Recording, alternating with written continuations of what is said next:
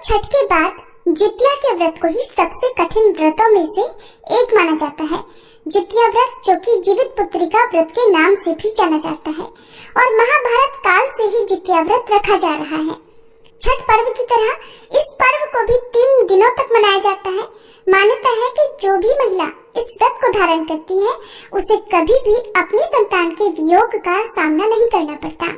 साल 2025 में जितिया व्रत कब है, सप्तमी तिथि, अष्टमी तिथि और नवमी तिथि कब है, खुर जितिया यानी निर्जला व्रत किस दिन रखा जाएगा, नहाए खाए के नियमों का पालन किस दिन होगा और व्रत पारण का शुभ मुहूर्त क्या रहेगा, आइए जानते हैं इस बारे में। हिंदू पंचांग के अनुसार इस बार जितिया व्रत 14 सितंबर दिन रविवार को रहेगा। अब जानते हैं पूजा और व्रत के 3 पवित्र दिन कौन कौन से हैं। तो 13 सितंबर शनिवार को सप्तमी तिथि रहेगी और इस दिन नहाए खाए किया जाएगा, और इस बार सप्तमी तिथि के दिन भद्रा भी लग रही है। अष्टमी तिथि 14 सितंबर रविवार को रहेगी, जिस दिन जीवित पुत्री का व्रत रखा जाएगा, जिसे खुर जितिया कहते हैं, और इस दिन निर्जला व्रत रहना होता है। नवमी तिथि रहेगी 15 सितंबर सोमवार को, जिस दिन व्रत का पारणा किया जाएगा। सप्तमी तिथि 13 सितंबर शनिवार को सुबह 7:24 से शुरू होकर 14 सितंबर रविवार को सुबह 5:04 पर समाप्त होगी। इस दिन सूर्योदय होगा सुबह 6:16 पर और सूर्यास्त शाम 6:28 पर। भद्रा सुबह 7:23 से लेकर शाम 6:11 तक रहेगी, और भद्रा का वास इस बार स्वर्गलोक में रहेगा। अगर भद्रा का वास मृत्युलोक में होता है तभी ये पूजा पाठ के लिए अशुभ मानी जाती है, इसलिए इस दौरान आप पूजा पाठ कर सकते हैं। अष्टमी तिथि 14 सितंबर रविवार को सुबह 5:05 से शुरू होकर 15 सितंबर सोमवार को सुबह 3:06 तक रहेगी, और 14 सितंबर रविवार को यानी जितिया व्रत के दिन सूर्योदय होगा सुबह 6:17 पर, सूर्यास्त होगा शाम 6:27 पर। इस दिन शाम को प्रदोष काल के समय मुख्य पूजा की जाती है, और प्रदोष काल का समय रहेगा शाम 5:42 से 7:12 तक। इस दिन व्रती महिलाएं सामूहिक रूप से भी पूजन करती है। नदी तालाब किनारे पूजन किया जाता है। कुछ महिलाएं अपने घर के आंगन में भी जितिया व्रत की पूजा करती हैं। व्रत पारण मुहूर्त रहेगा 15 सितंबर सोमवार को सुबह 6:06 से लेकर 7:25 के बीच में। व्रत पारण से पहले सूर्य देवता की पूजा करके सूर्य देवता को अर्घ देना होता है, और इस दिन राहु काल सुबह 7:30 बजे से 9 बजे तक रहेगा। इस बार जितिया व्रत के दिन शिववास योग का संयोग पूरे दिन बना हुआ है, जो कि अगले दिन 15 सितंबर को सुबह 3:06 पर समाप्त होगा।